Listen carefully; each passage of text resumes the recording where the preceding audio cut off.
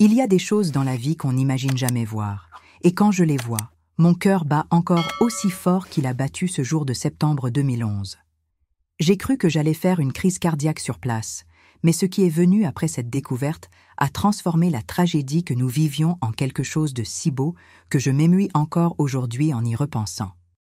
Si je raconte cette histoire telle qu'elle s'est passée, vous comprendrez que parfois Dieu place des personnes spéciales sur notre chemin, justement dans les moments les plus difficiles de notre vie. Bonjour mes chers, je m'appelle Maman Thérèse, mais vous pouvez m'appeler Mamaté, c'est comme ça que tout le monde me connaît ici. J'ai 73 ans et je suis née à Kinshasa en 1952, à une époque où la vie était plus simple, mais pas nécessairement plus facile. Aujourd'hui, je dois partager avec vous une histoire qui touche mon cœur chaque fois que je m'en souviens. Une histoire de famille, d'amour véritable, et de comment un moment de pure frayeur s'est transformé en la plus grande démonstration de générosité que j'ai jamais vue dans ma vie. Avant de commencer, je voudrais vous demander d'où nous regardez-vous? Laissez-moi savoir dans les commentaires. J'adore savoir que ma voix arrive dans tant de coins différents de ce Congo si grand. Et si vous pouvez, laissez un petit pouce en l'air parce que ça aide beaucoup cette vieille dame à continuer de raconter ses histoires. Chaque like réchauffe mon cœur et me donne la force de revivre ces souvenirs si importants. L'histoire que je vais raconter s'est passée en 2011, mais je dois remonter un peu dans le temps pour que vous compreniez tout le contexte. Ma fille Ngoya, qui a aujourd'hui 49 ans, a toujours été la lumière de ma vie. Elle est née quand j'avais 24 ans, en 1976, et depuis toute petite, c'était une fille pleine de vie, de celles qui illuminaient n'importe quel endroit où elles entraient. Elle s'est mariée en 2003 avec Bopaka, un jeune homme qui avait à l'époque 31 ans, travaillait comme ingénieur civil et semblait être un homme bien. Bopaka était grand, à la peau sombre, avec cette manière sérieuse mais douce d'être. Quand il a demandé ma fille en mariage, j'étais heureuse parce que je voyais qu'il prenait bien soin d'elle, travaillait correctement et avait des projets pour l'avenir. Ils se sont rencontrés lors d'un makaya chez des amis communs en 2002 et sont tombés amoureux rapidement. Le mariage était simple mais beau à l'église du quartier, avec une petite fête dans la salle communautaire. Je me souviens de les regarder à l'autel et de demander à Dieu de protéger cette union. Les premières années de mariage ont été tranquilles. Bopaka travaillait beaucoup, voyageait parfois pour des chantiers dans d'autres villes, et Ngoya avait obtenu un bon emploi comme professeur de français dans une école privée. Il vivait dans un petit appartement confortable dans le quartier de Lemba, pas très loin de chez moi. J'y allais chaque semaine, j'apportais du fufu et du poisson salé. J'aidais pour les choses de la maison, ces choses de mère qui ne peut pas rester loin de sa fille même après son mariage. En 2011, Ngoya avait 35 ans et était au sommet de sa vie. Elle venait d'obtenir une coordination à l'école où elle travaillait, gagnait un peu mieux et semblait si heureuse. Bopaka allait bien aussi dans sa carrière, avait été promu chef de chantier dans une grande entreprise de construction. Tout semblait être sur les rails, vous voyez? Cette sensation que la vie récompensait enfin leurs efforts. C'est en mars 2011 que le monde s'est effondré. Ngoya a commencé à ressentir des douleurs dans le dos qui ne passaient pas. D'abord, elle a pensé que c'était à cause de la posture, de rester debout trop longtemps à donner cours. Ensuite, elle a pensé que ça pouvait être les reins. Mais les douleurs empiraient, et avec elles est venue une fatigue étrange, une lassitude qui ne s'améliorait pas, même quand elle se reposait. Elle, qui avait toujours été si énergique, si pleine de vie, a commencé à rentrer à la maison et à s'effondrer sur le canapé. J'ai remarqué que quelque chose n'allait pas quand je lui ai rendu visite un jeudi et que je l'ai trouvée allongée à 3 heures de l'après-midi. Ma fille n'a jamais été du genre à rester couchée en journée. Jamais. Elle a dit qu'elle était juste fatiguée, que ça avait été une semaine difficile à l'école. Mais j'ai senti cette oppression dans la poitrine, qu'une mère ressent quand elle sait que quelque chose ne va pas avec son enfant. J'ai insisté pour qu'elle aille voir un médecin, mais elle temporisait, disant que ça passerait, que ce n'était rien de grave. C'est Bopaka qui a finalement réussi à la convaincre de consulter un médecin. Il a pris un rendez-vous dans une clinique privée pour qu'elle n'ait pas à attendre dans la file du centre de santé, et ils y sont allés ensemble un vendredi matin. Le médecin a prescrit des analyses de sang une radio du dos, ces choses de routine. On pensait qu'on allait découvrir une hernie discale, au maximum un calcul rénal. Personne, absolument personne, n'était préparé à ce qui est venu après. Les examens ont pris 1 semaine pour être prêts. Ce fut la semaine la plus longue de la vie de Ngoya, elle me l'a raconté plus tard. Chaque jour qui passait, les douleurs s'aggravaient. Elle a commencé à prendre des médicaments contre la douleur que le médecin avait prescrits, mais ils ne faisaient pas beaucoup d'effet. La nuit, elle arrivait à peine à dormir, elle changeait de position dans le lit, cherchant une façon de se coucher qui ne fasse pas si mal. Quand le jour est arrivé de retourner chez le médecin pour avoir les résultats, j'ai proposé d'y aller avec elle, mais elle a dit que ce n'était pas nécessaire, que Bopaka irait avec elle et qu'après il m'appellerait pour me dire ce que c'était. Je suis restée à la maison ce matin-là d'avril, essayant de me distraire avec les tâches ménagères, mais mon cœur était serré. Cette sensation de mère qui ne trompe jamais. Le téléphone a sonné vers 2 heures de l'après-midi. C'était Bopaka, et à sa voix, j'ai tout de suite su que la nouvelle était mauvaise. Il pleurait, mes chers, il pleurait vraiment et arrivait à peine à parler. Il a juste dit « Mama Thérèse, vous pouvez venir ici à l'hôpital? C'est urgent. » Mon monde a tourné. J'ai pris mon sac et je suis sortie en courant, je n'ai même pas bien fermé la porte tellement j'étais désespérée. Quand je suis arrivée à l'hôpital, je les ai trouvés tous les deux assis dans une petite salle, enlacés, en train de pleurer. Ngoya s'est levée quand elle m'a vue et s'est jetée dans mes bras. C'est là qu'elle a réussi à dire les mots qu'aucune mère ne veut entendre dans sa vie. « Maman, j'ai un cancer. » Mes genoux ont fléchi, j'ai dû m'asseoir. Cancer. Ce mot terrible qu'on pense toujours qu'il arrivera aux autres. Jamais à nous, jamais à ceux qu'on aime. Le médecin a expliqué que c'était un cancer du rein droit, déjà à un stade avancé. C'est pour ça les douleurs dans le dos, parce que la tumeur avait déjà beaucoup grandi. Il a parlé de traitement, de chimiothérapie, de chirurgie, mais j'arrivais à peine à assimiler les mots. Je regardais juste ma fille, ma petite fille, et je pensais « Pourquoi ? Pourquoi elle ? Pourquoi justement elle qui a toujours pris soin de sa santé, qui n'a jamais fumé, qui a toujours été si prudente ?» Les jours qui ont suivi ont été un flou. Ngoya a dû s'arrêter de travailler, les préparatifs pour la chirurgie ont commencé, les consultations avec l'oncologue, les examens pour voir si le cancer s'était propagé à d'autres organes. Grâce à Dieu, ce n'était pas le cas, mais la tumeur au rein était grosse et agressive. Ils allèrent devoir enlever le rein entier, puis faire de la chimiothérapie pour garantir qu'il ne reste aucune cellule cancéreuse dans son corps. La chirurgie a été programmée pour la première semaine de mai. Ce furent presque 4 heures d'intervention, 4 heures pendant lesquelles Bopaka et moi sommes restés dans la salle d'attente, priant, attendant, mourant de peur. Quand le médecin est finalement sorti et a dit que tout s'était bien passé, qu'ils avaient réussi à enlever toute la tumeur, nous nous sommes effondrés en larmes là même, sans même nous soucier des autres personnes qui attendaient. La récupération de la chirurgie a été difficile. Ngoya est restée 1 semaine hospitalisée, puis elle est rentrée à la maison mais avait besoin de soins constants. Je me suis pratiquement installée dans leur appartement. Je dormais sur le canapé du salon pour pouvoir aider avec tout. Bopaka continuait à travailler parce qu'ils avaient besoin de l'argent. Les dépenses de médecins et de médicaments étaient élevées même avec l'assurance santé, alors il partait tôt et rentrait tard, mais passait toujours dans sa chambre avant toute chose, restait toujours un moment à discuter, à lui tenir la main. En juin, la chimiothérapie a commencé. Mes chers, voir une fille passer par la chimiothérapie est l'une des choses les plus douloureuses qui existent. La voir perdre ses cheveux petit à petit, devenir chaque jour plus maigre, plus faible, vomir après chaque séance, ressentir des douleurs qu'aucun médicament ne pouvait complètement soulager. Elle essayait d'être forte, essayait de sourire, mais je voyais la peur dans ses yeux. La peur de mourir, de laisser son mari, de me laisser. Bopaka a été un ange pendant toute cette période. Il travaillait toute la journée, rentrait à la maison fatigué, mais ne le montrait jamais, trouvait toujours l'énergie pour s'occuper de Ngoya, pour la faire rire, pour lui donner son bain quand elle était trop faible pour le prendre seule. Il s'est rasé la tête pour lui tenir compagnie quand ses cheveux ont commencé à tomber. Il a dit qu'ils seraient chauves ensemble. C'était quelque chose de si beau à voir, si plein d'amour. Les séances de chimio étaient chaque lundi.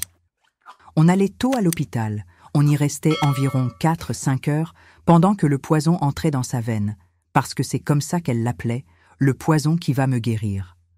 Ensuite, on rentrait à la maison et commençaient les 3-4 jours de malaise, de vomissement, de faiblesse extrême.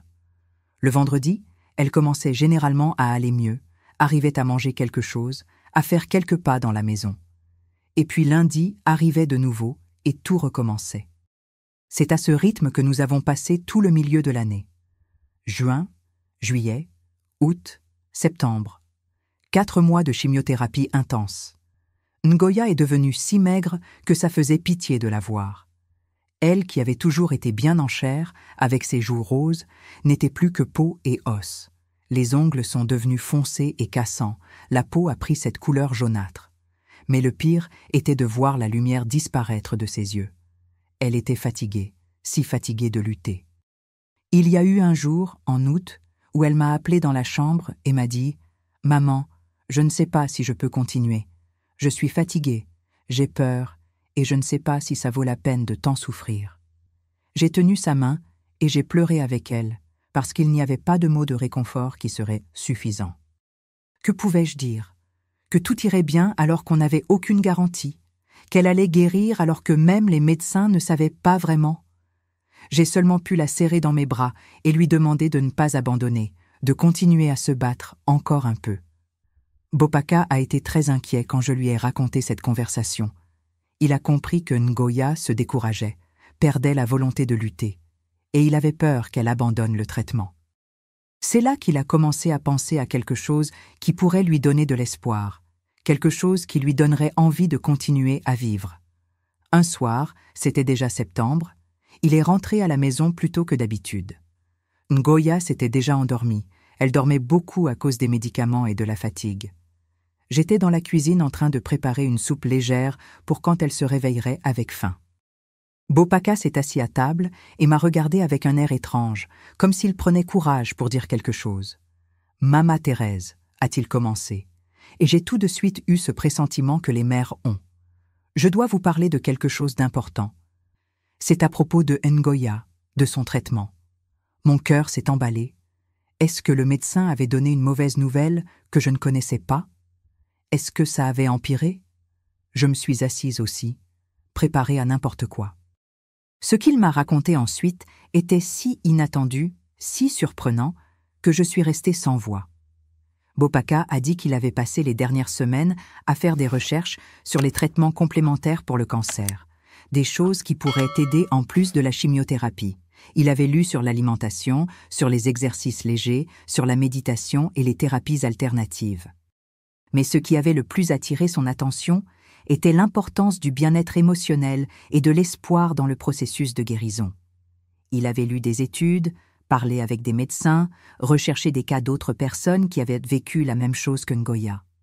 Et il était arrivé à la conclusion que sa femme avait besoin de quelque chose qui lui donne vraiment de l'espoir, quelque chose de concret pour se battre, un objectif au-delà de simplement ne pas mourir.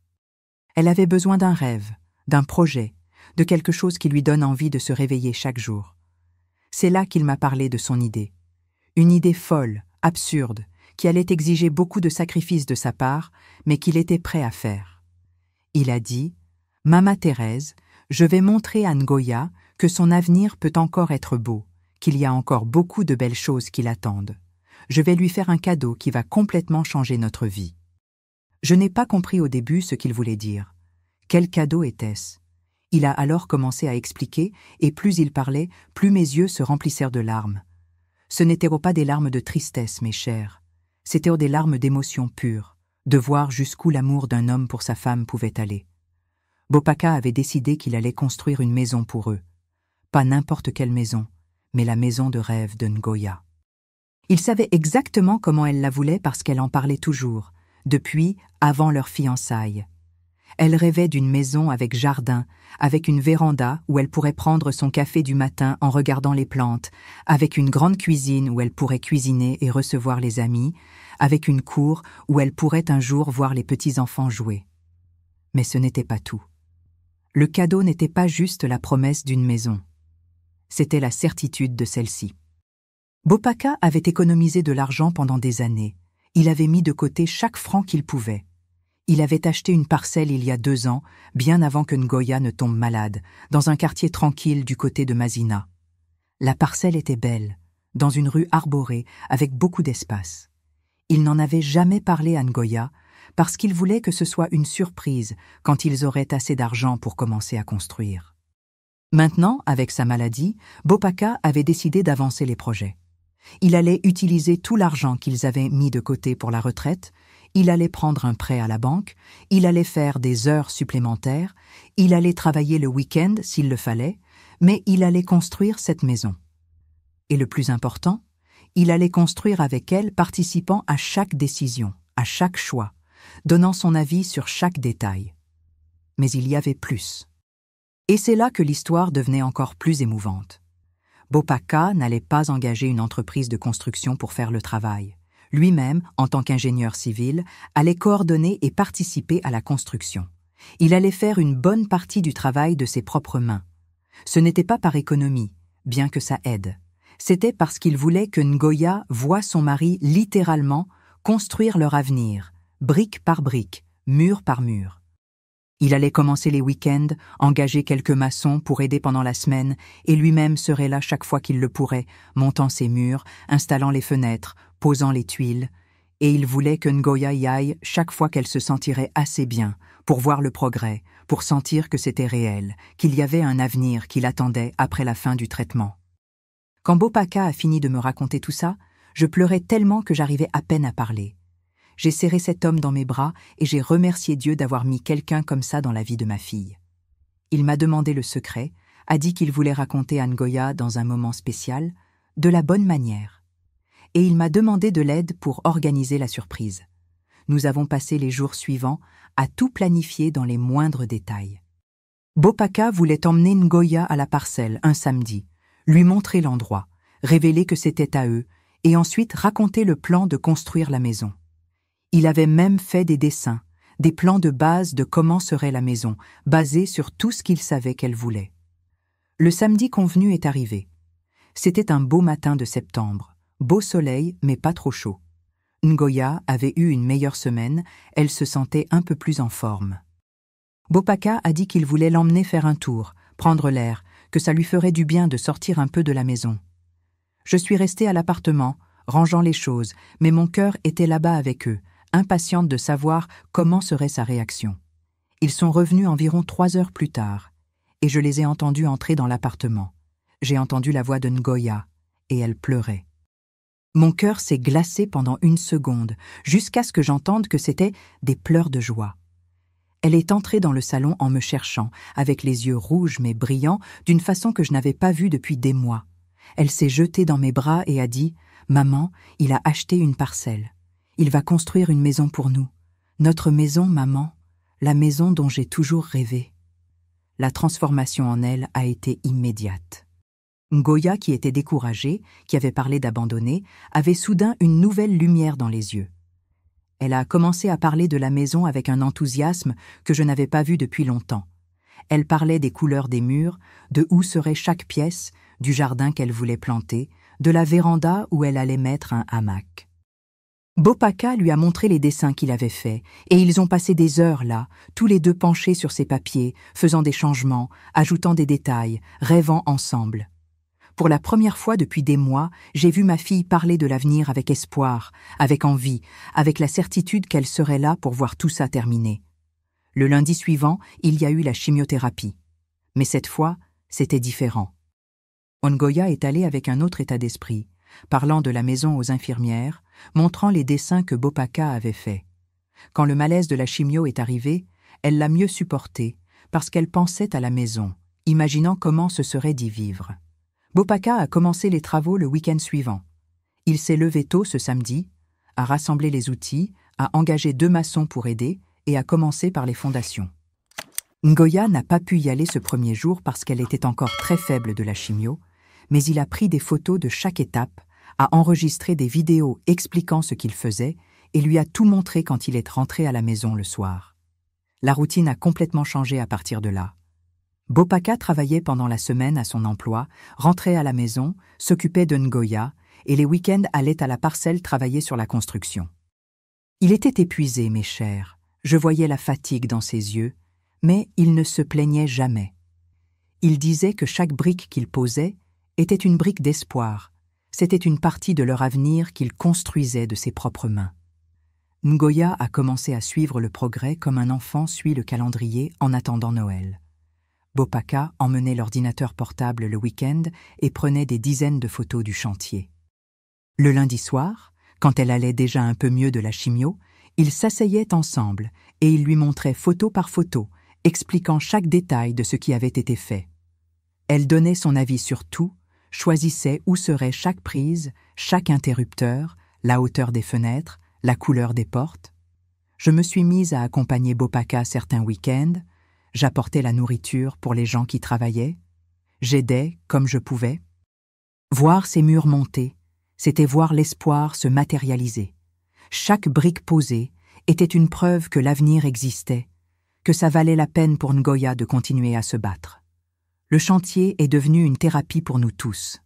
Ngoya attendait avec impatience les photos du week-end. Bopaka a trouvé dans la construction une façon de canaliser l'angoisse et la peur qu'il ressentait pour la santé de sa femme. Et j'ai vu dans tout ça une démonstration d'amour si grande, si pure, qu'elle renouvelait ma foi en l'humanité chaque semaine.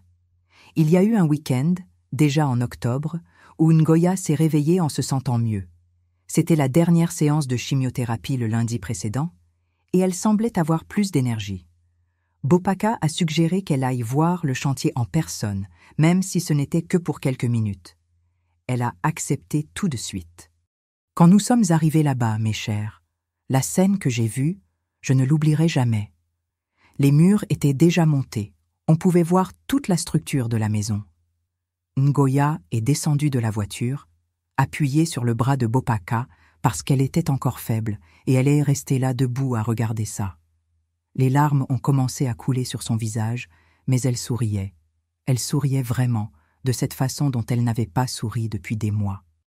Elle est entrée lentement, a passé par chaque pièce, a touché les murs comme si elle ne croyait pas que c'était réel. Elle s'est arrêtée dans ce qui allait être la cuisine et a dit « Ici je vais faire tant de déjeuner du dimanche, ici on va recevoir toute la famille. » Ensuite elle est allée dans ce qui allait être leur chambre et a dit « Ici je vais dormir en paix après que tout ça soit passé. » Mais elle est allée dans la cour et a dit « Ici je vais voir mes petits-enfants jouer un jour. » Petits-enfants. Elle a parlé de petits-enfants. Ma fille, qui quelques semaines auparavant pensait à abandonner le combat, maintenant faisait des plans non seulement pour son avenir, mais pour l'avenir des enfants qu'elle n'avait même pas encore eus. C'est à ce moment-là que j'ai su, au fond de mon cœur de mère, qu'elle allait vaincre cette maladie. Parce qu'elle s'était remise à rêver, elle s'était remise à croire que demain existait. Bopaka l'a serrée dans ses bras, là, au milieu de ce chantier, tous les deux entourés de briques et de ciment, et je l'ai entendu dire doucement « Tu vas voir tout ça terminer, mon amour. Tu vas vivre dans cette maison. On va vieillir ensemble ici. » Et elle a répondu « Je sais. Maintenant je sais que je vais y arriver. » Dans les mois suivants, la vie est devenue une routine de suivi médical et de construction. La chimiothérapie s'était terminée en octobre, mais Ngoya devait encore faire des examens réguliers pour surveiller que le cancer ne soit pas revenu. Chaque examen était un moment de tension, de peur, mais aussi d'espoir. Et chaque fois que les résultats arrivèrent propres, sans signe de cancer, c'était la fête. La maison montait vite. Bopaka était obsédé, travaillait avec une dévotion que je n'avais jamais vue. Il accomplissait la promesse qu'il avait faite, de construire littéralement leur avenir. En novembre, le toit était terminé. En décembre, les finitions intérieures ont commencé. Ngoya allait déjà beaucoup mieux, les cheveux commençaient à repousser, les forces revenaient peu à peu. Elle s'est mise à aller au chantier chaque semaine, rester là des heures à choisir les carreaux, les robinets, les sanitaires. C'est elle qui a choisi chaque détail de cette maison, la couleur des murs de chaque pièce, le type de sol de la cuisine, le modèle des fenêtres, la hauteur du bac de la buanderie. Bopaka tenait à ce que chaque décision passe par elle, parce qu'il disait que cette maison devait avoir son âme dans chaque coin. J'ai été impressionnée par le travail de mon gendre. Lui qui travaillait déjà toute la journée à son emploi, trouvait encore l'énergie pour aller au chantier, pour coordonner les maçons, pour faire lui-même une bonne partie des travaux de finition. Il a installé chaque luminaire, a peint plusieurs murs personnellement, a posé toutes les portes de ses propres mains. Il construisait littéralement cette maison avec amour, au sens le plus réel du mot. Le passage de l'année 2011 à 2012 a été spécial. Ngoya allait déjà beaucoup mieux, reprenait du poids. Les cheveux repoussaient courts, mais repoussaient. Les examens restaient propres, sans aucun signe de cancer. Et la maison était presque terminée. Nous avons passé le réveillon dans l'appartement encore, mais nous avons fait un toast là à minuit, tous les trois. Et Ngoya a dit « L'année prochaine, on va fêter dans la nouvelle maison ». En janvier 2012, la maison était terminée. Il n'y avait rien de luxueux, ce n'était rien d'ostentatoire, mais c'était parfait. C'était tout ce dont Ngoya avait rêvé et un peu plus. Bopaka avait réussi à faire quelques détails supplémentaires qu'elle n'attendait même pas. Un potager dans la cour, parce qu'elle avait toujours voulu planter des condiments, un espace couvert sur la véranda pour qu'elle puisse y rester même quand il pleuvait. Un petit dressing dans leur chambre, parce qu'elle avait toujours rêvé d'en avoir un. Le déménagement s'est fait un samedi ensoleillé de février. Ngoya était radieuse, encore chauve, mais radieuse. Elle avait commencé à porter des foulards colorés sur la tête qui lui allaient très bien. Quand elle est entrée dans la maison terminée, avec tous les meubles en place, elle est restée sans voix. Elle a marché dans chaque pièce en pleurant, touchant les murs, ouvrant les fenêtres, testant les robinets. Quand elle est arrivée dans la cuisine, elle s'est arrêtée devant le plan de travail et s'est mise à pleurer plus fort. Bopaka a couru inquiet, a pensé qu'elle ne se sentait pas bien, mais elle a dit que non, qu'elle était juste trop émue. Elle a dit « Je pensais que j'allais mourir. J'étais sûre que je ne verrais pas ce jour. Et regarde où je suis. Regarde ce que tu as fait pour moi. » Bopaka l'a serrée dans ses bras et a dit quelque chose que je n'oublierai jamais. « Je n'ai rien fait d'extraordinaire. J'ai juste construit la maison où on va vivre le reste de notre vie ensemble. Chaque brique que j'ai posée était une prière demandant à Dieu de te guérir. Et il a écouté. Tous les deux sont restés là enlacés en pleurant, et je pleurais avec eux, voyant cette scène d'amour si pure, si vraie. La maison est devenue un symbole de victoire pour nous tous. Ce n'était pas juste une maison, c'était la preuve que Ngoya avait vaincu le cancer, que l'amour avait vaincu la peur, que l'avenir avait vaincu la maladie. Chaque pièce de cette maison avait une histoire, avait la sueur de Bopaka, avait les larmes d'espoir de Ngoya, avait mes prières. Dans les mois suivants, la vie est revenue à la normale petit à petit. Ngoya continuait à faire des examens réguliers et chaque résultat propre était une victoire. Elle est retournée travailler en avril, mi-temps au début, puis à temps plein. Les cheveux ont repoussé et sont devenus encore plus beaux qu'avant, plus fournis, avec des boucles naturelles qu'elle n'avait pas avant. Elle plaisantait en disant que le cancer lui avait offert des boucles en cadeau. Bopaka est retournée à ne travailler que pendant la semaine. Les week-ends maintenant étaient pour s'occuper du jardin de la maison, faire ces petits ajustements dont toute maison neuve a besoin, et surtout pour profiter avec Ngoya. Il passait des heures sur la véranda, elle lisant un livre pendant qu'il s'occupait des plantes, parlant de rien et de tout. Je les visitais chaque semaine, bien sûr.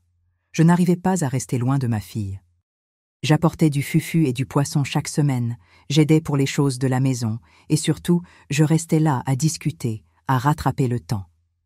La maison était devenue mon endroit préféré au monde, parce que chaque coin me rappelait la victoire qu'on avait obtenue ensemble. Ce que je n'avais pas encore raconté, et qui est la partie qui touche le plus mon cœur jusqu'à aujourd'hui, c'est ce qui s'est passé un jour de septembre 2012, exactement 1 an après ce jour où Bopaka m'avait raconté le plan de la maison. Ngoya faisait les examens de routine d'1 an sans cancer, et on attendait les résultats avec cette anxiété habituelle. Même si les examens précédents s'étaient tous bien passés, on ne se détendait jamais complètement. Il y avait toujours cette petite peur au fond du cœur. J'étais allée chez eux ce jour-là parce que je savais que Ngoya allait avoir les résultats l'après-midi, et je ne voulais pas qu'elle soit seule à attendre. Bopaka avait réussi à sortir plus tôt du travail et est arrivé à la maison vers 3 heures de l'après-midi. On est restés là tous les trois, assis dans le salon, attendant l'appel du médecin. L'accord était que dès que les examens seraient prêts, le docteur appellerait pour donner le résultat. Le téléphone a sonné vers 4h30. Ngoya a répondu, avec la main tremblante. Bopaka et moi sommes restés là à côté d'elle, essayant de comprendre par l'expression de son visage ce que le médecin disait. Elle est restée en silence quelques minutes à écouter, et soudain, son visage s'est transformé. Un énorme sourire s'est ouvert, les larmes ont commencé à tomber, et elle a dit « Merci docteur, merci beaucoup ». Quand elle a raccroché le téléphone, elle s'est jetée dans les bras de Bopaka et a crié « C'est propre, tout est propre, 1 an sans aucun signe de cancer ». On a tellement pleuré ce jour-là que je pense qu'on aurait pu remplir un seau avec les larmes. C'étaient des pleurs de soulagement, de bonheur, de gratitude. 1 an auparavant, Ngoya pensait à abandonner le combat. Et maintenant la voilà, guérie, forte, vivant dans la maison de ses rêves, avec le mari qui avait littéralement construit leur avenir. C'était difficile de croire que tant de belles choses pouvaient arriver après tant de souffrances. C'est à cette époque que Ngoya a commencé à faire quelque chose que j'ai trouvé très beau. Elle a commencé à rendre visite à d'autres femmes qui passaient par la chimiothérapie dans le même hôpital où elle s'était fait soigner. Ce n'était rien de formel, ce n'était pas un groupe de soutien ni rien d'organisé, c'était juste elle qui allait là-bas discuter, donner du courage, montrer qu'il était possible de survivre, qu'il y avait une vie après le cancer.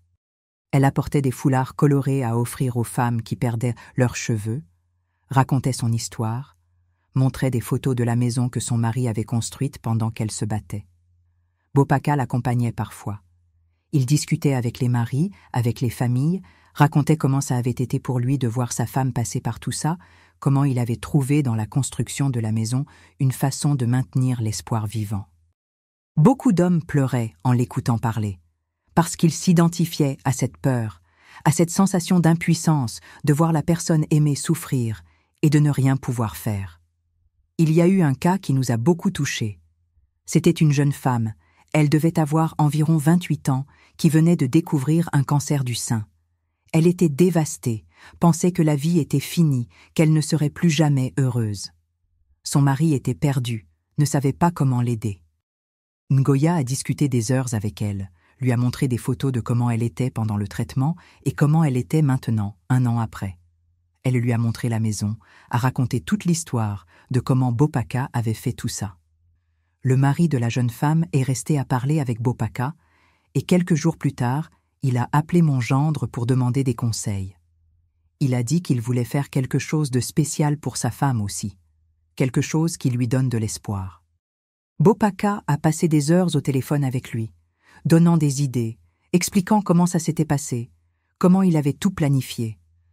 Je ne sais pas exactement ce que le jeune homme a décidé de faire, mais je sais qu'il est sorti de cette conversation avec un plan, avec une direction.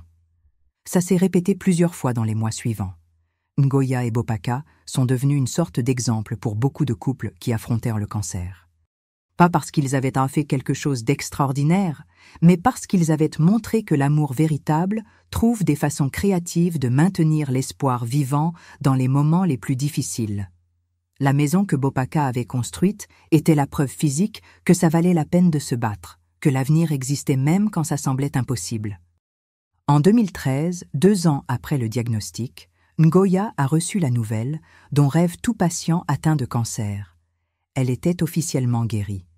Elle n'avait plus besoin de faire des examens si fréquents, pouvait considérer ce chapitre de sa vie comme clos.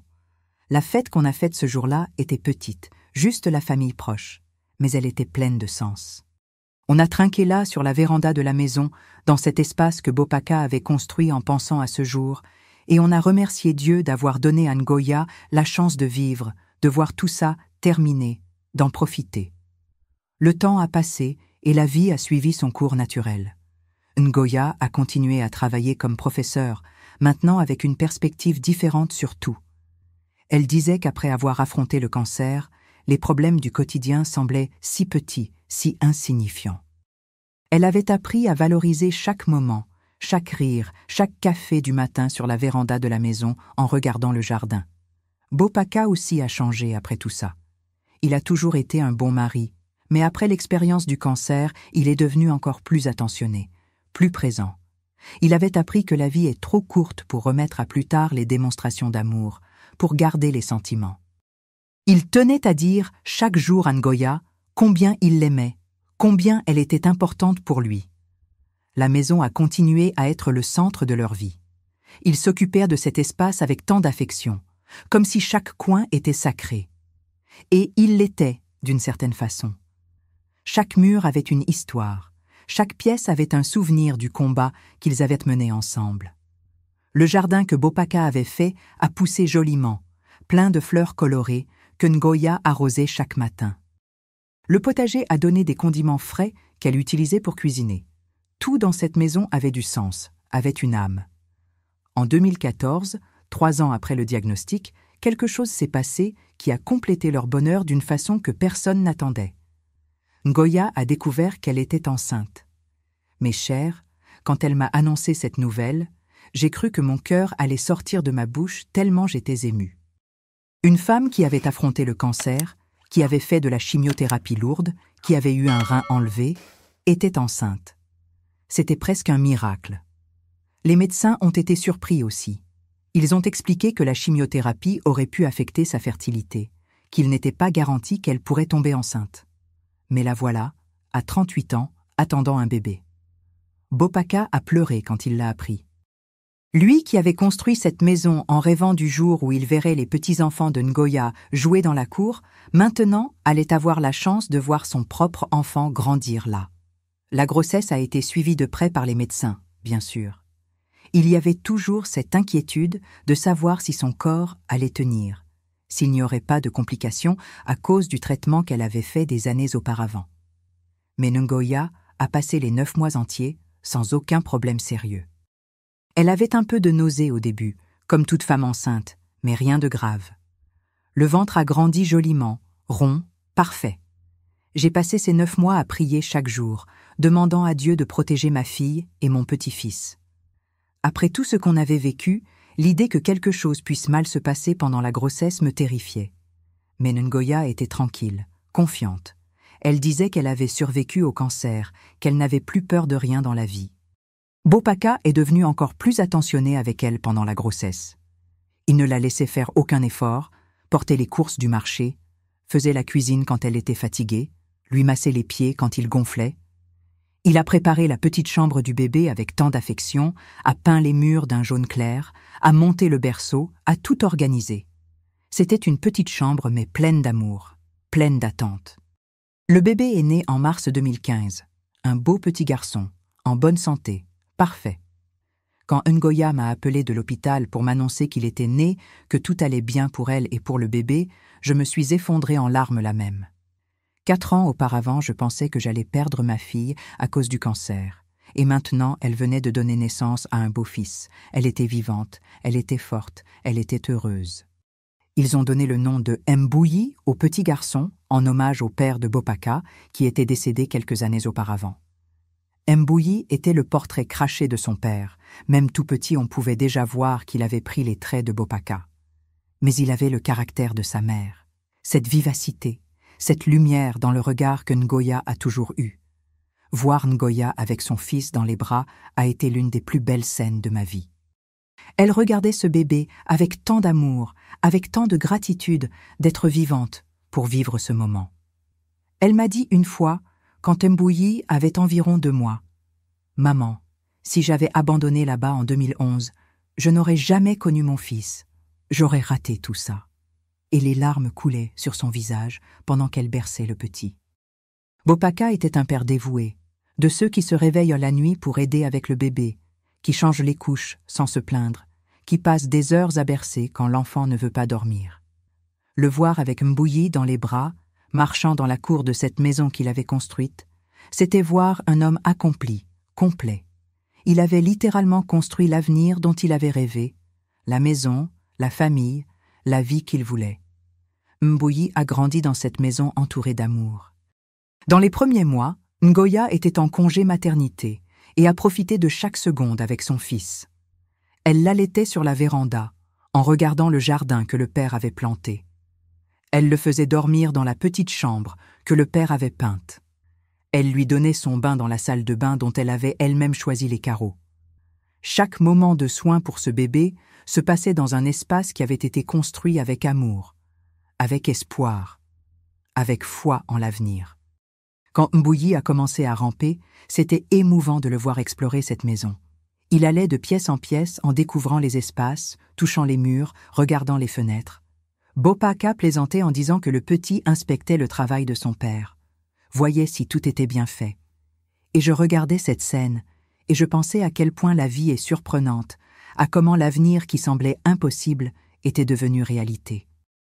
Mbuyi a commencé à faire ses premiers pas dans la cour de la maison, dans cet espace que la grand-mère Ngoya avait imaginé plein de petits-enfants jouant quand la maison n'était encore qu'un projet. Ils tombaient sur l'herbe, se relevaient, essayaient encore, avec cette détermination que les enfants ont. Bopaka restait là prêt à le retenir s'il tombait mal, mais le laissant apprendre, le laissant conquérir cet espace qui avait été fait en pensant à lui, même avant qu'il n'existe. Dans les années suivantes, leur vie n'a été que joie. Mbuyi a grandi fort, en bonne santé, intelligent.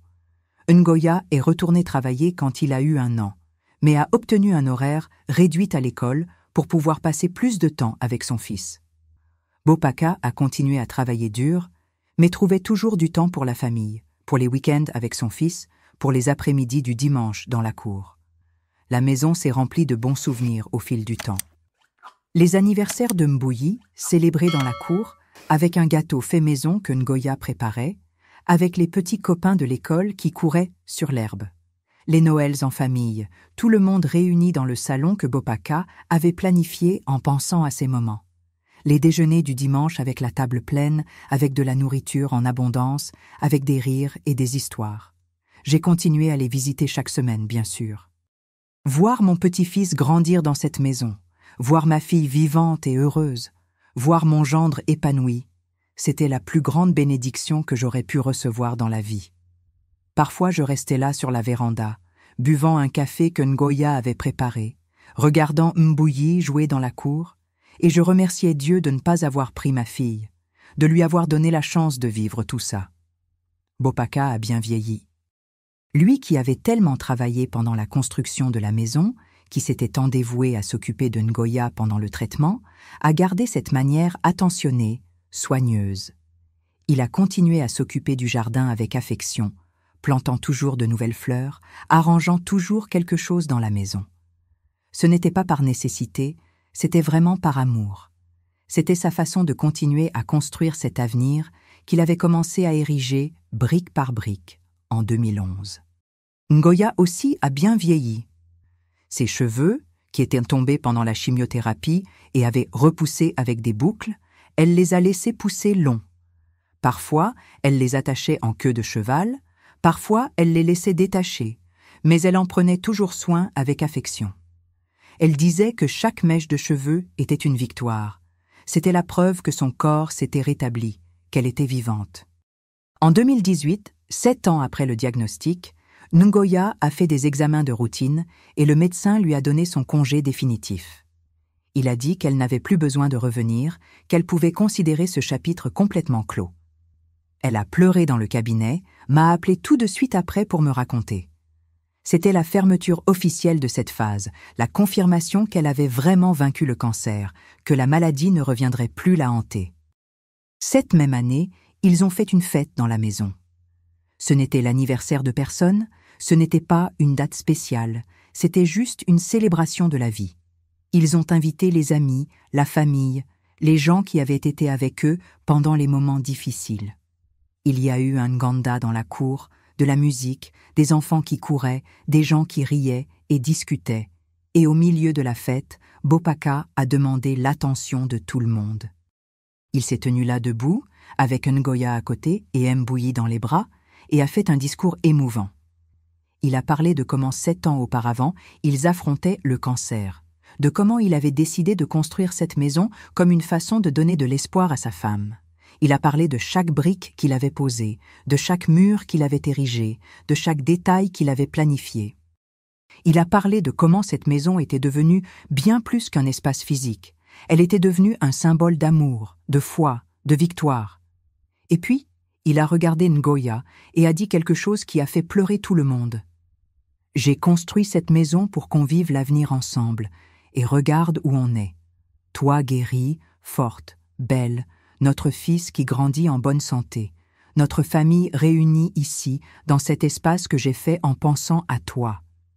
Chaque jour où je me réveille dans cette maison, je remercie Dieu que tu sois vivante, de m'avoir donné la chance de construire cet avenir à tes côtés. » Ngoya n'a pas pu répondre.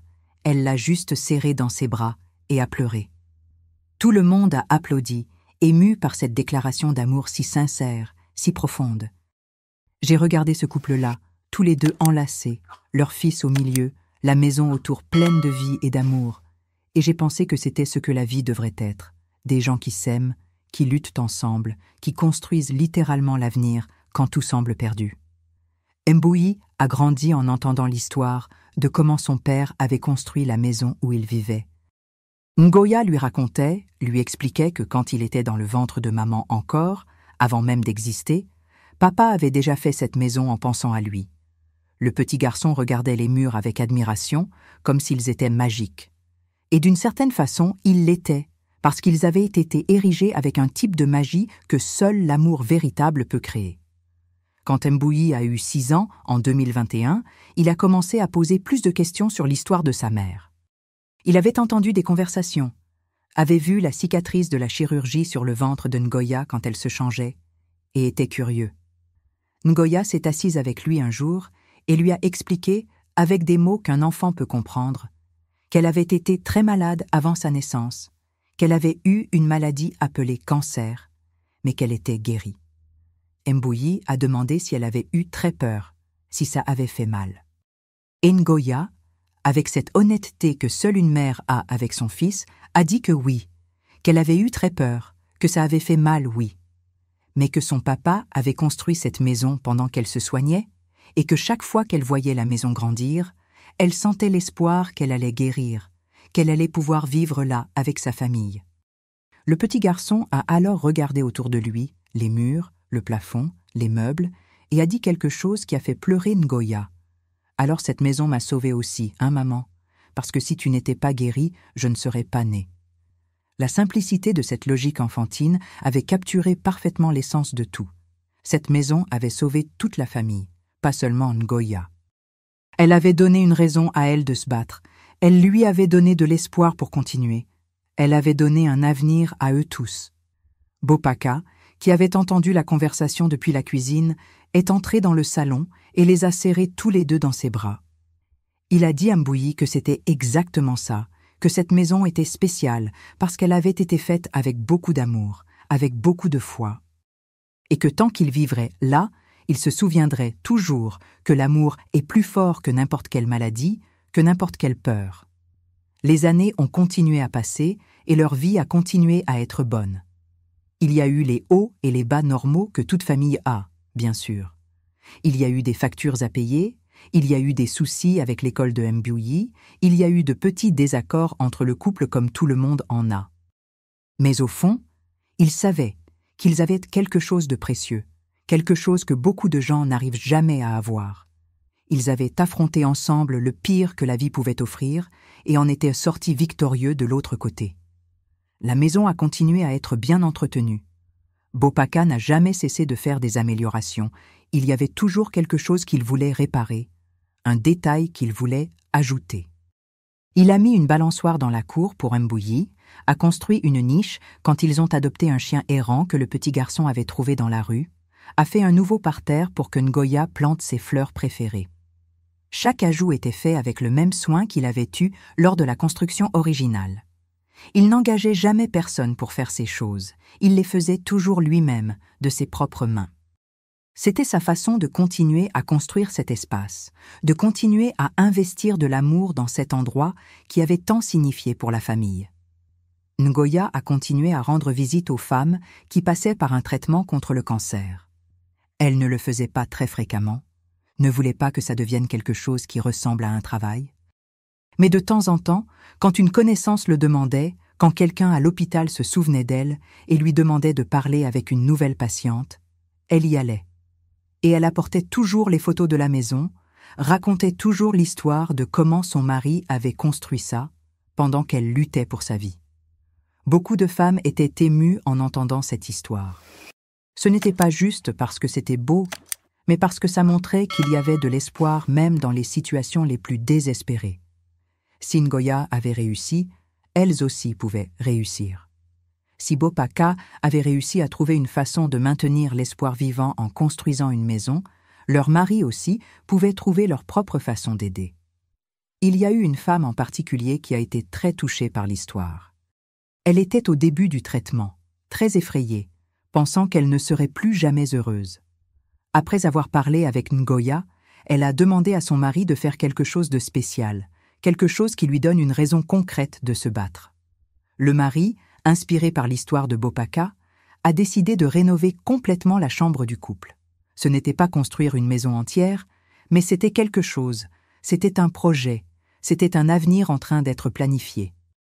La femme a suivi chaque étape de la rénovation, même les jours où elle se sentait horrible à cause de la chimio. Elle a choisi les couleurs, les meubles, les détails. Et quand c'était terminé, elle a dit que ça lui avait donné la même chose que la maison avait donné à Ngoya, la certitude que ça valait la peine de se battre, qu'il y avait un avenir qui l'attendait. Elle a guéri aussi, et des années plus tard a envoyé un message à Ngoya pour la remercier, disant que son histoire avait sauvé sa vie d'une façon indirecte mais très réelle. Ces histoires étaient courantes.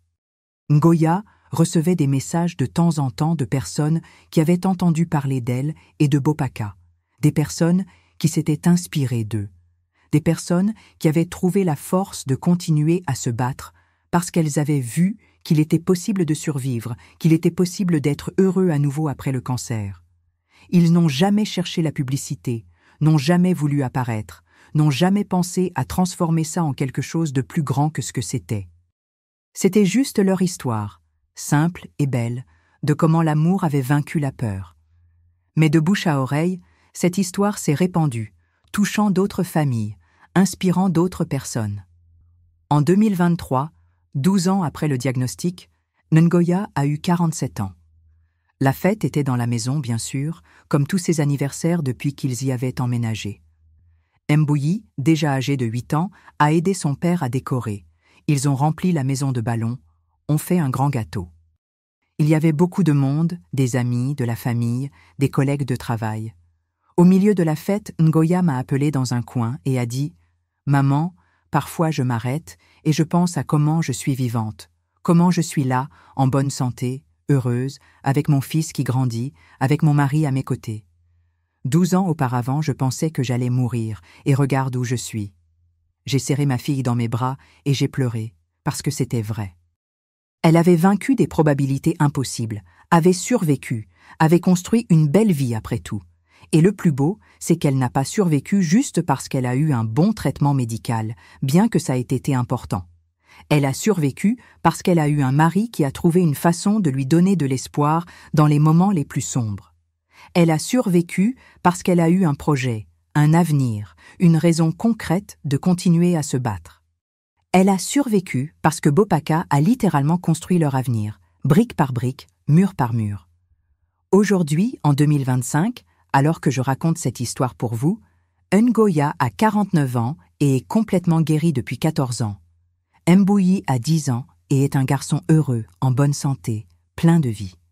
Bopaka a 53 ans et continue à être le même homme dévoué, attentionné, aimant qu'il a toujours été.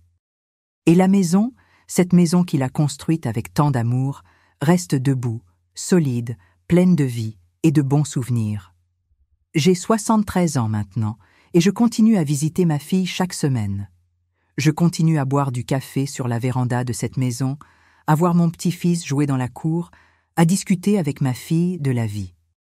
Et chaque fois que j'entre dans cette maison, je me souviens de tout ce qu'on a traversé pour arriver jusqu'ici, de toute la peur, de toute la douleur, mais aussi de tout l'amour, de tout l'espoir. L'histoire que je vous ai racontée aujourd'hui n'est pas sur le cancer, bien que le cancer en fasse partie. C'est sur l'amour. c'est sur un homme qui, quand il a vu la femme qu'il aimait affronter la mort, a décidé de littéralement construire leur avenir. C'est sur une femme qui a trouvé la force de se battre parce qu'elle a vu qu'il y avait quelque chose de concret qui l'attendait de l'autre côté de la souffrance. C'est sur une famille qui est restée unie même quand tout semblait perdu. Et vous savez ce qui est le plus beau dans tout ça? C'est que le cadeau que Bopaka a fait à Ngoya n'était pas juste la maison. C'était l'espoir. C'était la foi en l'avenir. C'était la certitude qu'il était là, à ses côtés, construisant leur lendemain pendant qu'elle se battait pour atteindre ce lendemain.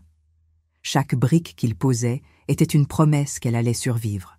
Chaque mur qu'il érigeait était une preuve que ça valait la peine de se battre. Parfois les gens me demandent quel a été le secret pour que Ngoya survive au cancer. Et je dis toujours la même chose. C'était l'amour. C'était d'avoir quelqu'un qui a cru en elle quand elle-même avait cessé de croire. C'était d'avoir un mari qui, au lieu de rester paralysé par la peur, a décidé de faire quelque chose, de construire quelque chose, de créer quelque chose qui donne un sens au combat. Parce que c'est ce que fait l'amour véritable, mes chers. Il n'abandonne pas quand les choses deviennent difficiles. Il ne se paralyse pas face à la peur. Il agit, il construit. Il crée l'avenir même quand le présent semble impossible à supporter. Bopaka a construit une maison, mais il existe 1000 autres façons de construire l'avenir. L'important est de ne pas abandonner. C'est de continuer à croire. C'est de continuer à aimer même quand tout semble perdu.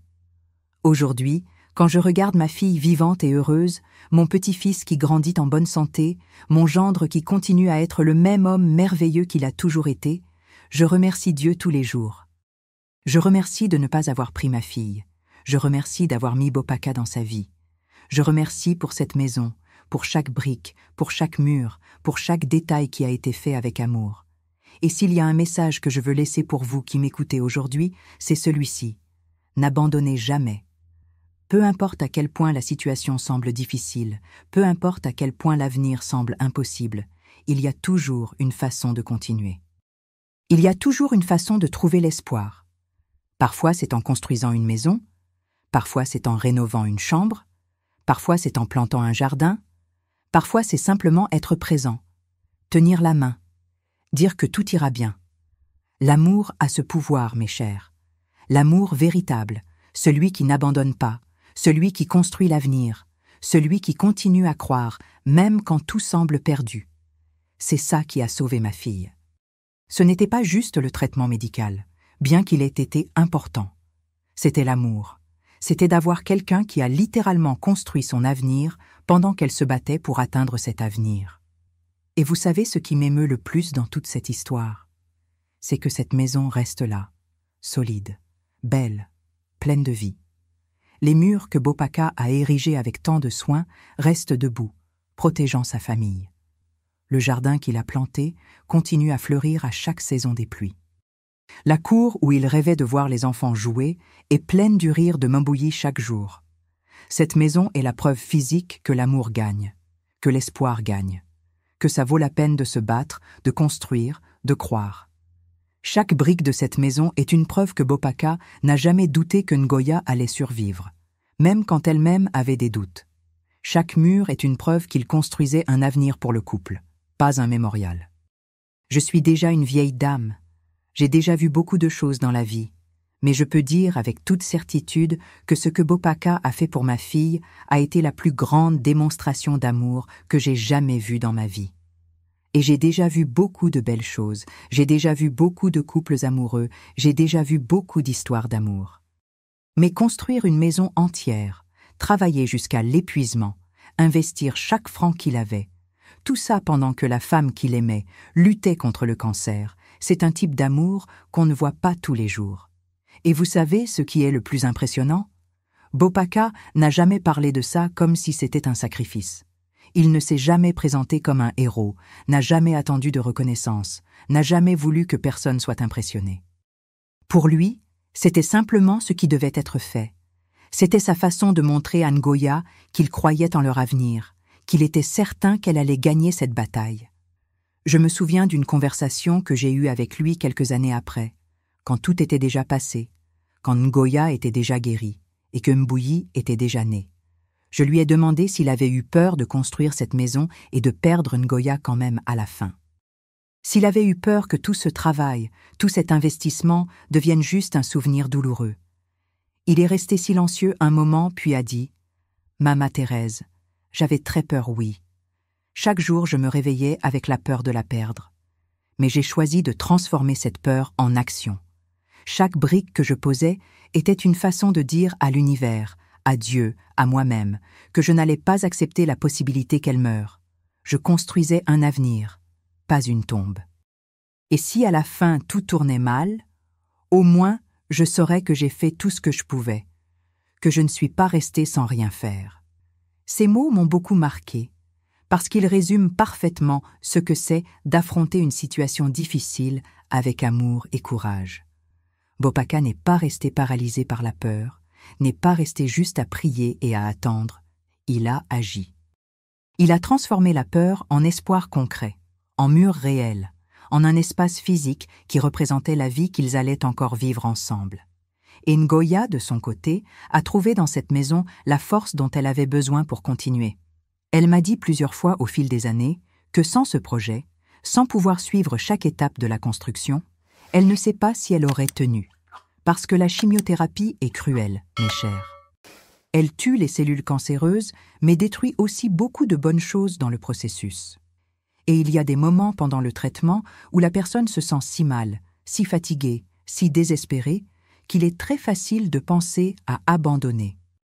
Mais chaque fois que cette pensée venait dans la tête de Ngoya, elle regardait les photos de la maison qui grandissait, ou y allait personnellement quand elle en avait la force, et voyait ses murs monter, ce toit être posé, ses fenêtres être installées. Et elle pensait « Ça c'est réel, cette maison est à moi. Je vais vivre ici avec mon mari. Je dois juste tenir encore un peu. » C'est cette concrétude qui l'a sauvée. Ce n'était pas un espoir vague que tout irait bien. C'était une maison réelle, physique, qui était construite spécifiquement pour elle, pour son avenir. Il était impossible de regarder ça et de ne pas sentir que ça valait la peine de continuer à se battre. Et vous savez ce qui m'émeut le plus quand je pense à toute cette histoire? C'est qu'elle montre qu'il existe beaucoup de façons de prendre soin de quelqu'un qui traverse un moment difficile. Bopaka n'était pas médecin, il ne pouvait pas guérir Ngoya. Mais il pouvait lui donner de l'espoir. Et c'est exactement ce qu'il a fait, de la façon la plus concrète et belle possible. Beaucoup de gens qui traversent des situations difficiles avec quelqu'un qu'ils aiment se sentent impuissants, se sentent inutiles, pensent qu'il n'y a rien qu'ils puissent faire. Mais il y a toujours quelque chose. Il y a toujours une façon d'aider, de donner de l'espoir, de montrer que l'avenir existe. Ça ne doit pas forcément être construire une maison, ça peut être quelque chose de complètement différent.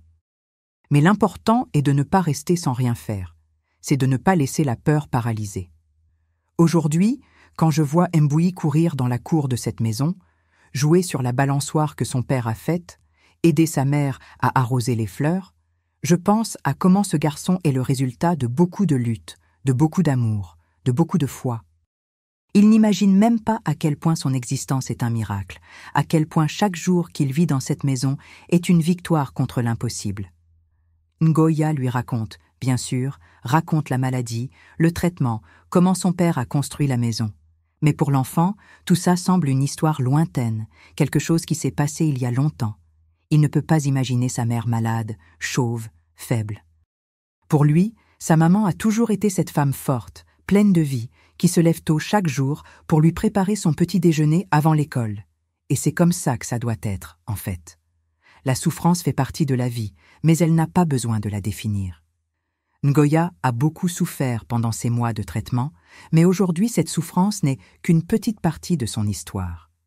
La plus grande partie de son histoire parle de la vie qu'elle a construite après, des années heureuses qu'elle a eues, du fils qu'elle a élevé, de l'amour qu'elle a vécu et continue de vivre. Bopaka aussi a beaucoup changé après tout ça. Il a toujours été un homme bien, mais cette expérience l'a rendu encore meilleur. Il a appris que la vie peut changer en une seconde, que les gens qu'on aime peuvent nous être enlevés sans prévenir. Et c'est pourquoi il vit chaque jour de façon plus intense, plus présente, plus reconnaissante. Il ne laisse jamais passer un jour sans dire à Ngoya qu'il l'aime. Il ne laisse jamais passer une occasion de serrer son fils dans ses bras.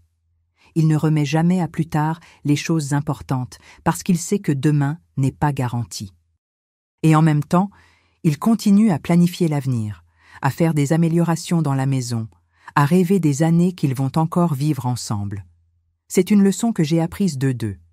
Il est possible de vivre le présent avec intensité et en même temps d'avoir de l'espoir pour l'avenir.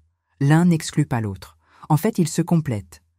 Bopaka vit chaque jour comme s'il était précieux, parce qu'il sait qu'il l'est, mais en même temps, il continue à construire, à planifier, à créer l'avenir. Leur maison aujourd'hui est différente de quand elle était terminée en 2012. Il y a plus de choses, plus de souvenirs, plus de marques de la vie qui a été vécue là. Il y a les marques de taille de Mbouyi sur le mur de la cuisine, montrant comment il a grandi au fil des années. Il y a des photos de famille partout. Il y a des plantes que Ngoya a ajoutées avec le temps. Il y a de petites rénovations que Bopaka a faites. Mais l'essence reste la même. Ça continue d'être cette maison qui a été construite avec amour, avec espoir, avec foi en l'avenir. Les murs restent solides, protégeant la famille. Le toit continue à les couvrir. Le jardin continue à fleurir. Et plus important, la famille continue heureuse, unie, reconnaissante pour chaque jour qu'elle a ensemble. Je sais que toutes les histoires de cancer ne finissent pas bien. Je sais que beaucoup de familles passent par la même chose que nous avons vécue et n'ont pas la fin heureuse que nous avons eue. Et mon cœur souffre pour ces familles, pour ces personnes qui ont tant lutté mais n'ont pas réussi à vaincre. Mais même ainsi, je crois que l'amour vaut toujours la peine, que se battre vaut toujours la peine, qu'avoir de l'espoir vaut toujours la peine. Parce que même quand on perd la bataille, même quand la personne qu'on aime ne survive pas, l'amour qui a été démontré pendant la lutte continue à valoir. Les bons souvenirs continuent d'exister. Le temps qui a été vécu ensemble continue à avoir du sens. Et savoir qu'on a fait tout ce qu'on pouvait, qu'on n'a pas abandonné, qu'on a aimé jusqu'à la fin, ça apporte une paix que rien d'autre ne peut apporter. Dans le cas de ma famille, on a eu de la chance, on a eu la bénédiction de voir Ngoya survivre et prospérer. Mais je sais que ce n'était pas que de la chance. C'était aussi l'amour de Bopaka qui l'a gardée forte. C'était aussi sa détermination à elle de ne pas abandonner. C'était aussi les prières de nous tous qui l'aimions. C'était une combinaison de tout ça qui a résulté en ce miracle qu'elle est vivante aujourd'hui. Mes chers, j'ai déjà beaucoup parlé ici. J'ai déjà raconté cette histoire qui m'émeut encore tellement après tant d'années. Si vous êtes arrivés jusqu'ici en m'écoutant, je vous remercie du fond du cœur. Partager ces souvenirs avec vous est une façon de garder vivant le message d'espoir que cette histoire porte. Si vous ou quelqu'un que vous connaissez traverse quelque chose de difficile, que ce soit le cancer ou n'importe quelle autre maladie, n'importe quelle autre situation compliquée, je veux que vous sachiez qu'il y a toujours de l'espoir. Il y a toujours une façon de continuer. Et que l'amour véritable a un pouvoir immense de guérir, de fortifier, de donner du sens au combat. N'abandonnez pas. Continuez à aimer. Continuez à vous battre. Continuez à croire que l'avenir existe, même quand le présent semble insupportable. Parce qu'il existe, oui, mes chers. L'avenir existe. Et parfois, comme dans le cas de Bopaka et Ngoya, on doit construire cet avenir littéralement, brique par brique, avec nos propres mains et beaucoup d'amour dans le cœur. La maison que mon gendre a construite reste là, solide et belle, pleine de vie et de joie. Et chaque fois que j'y entre, je me souviens que l'amour construit, l'amour guérit, l'amour gagne. Toujours.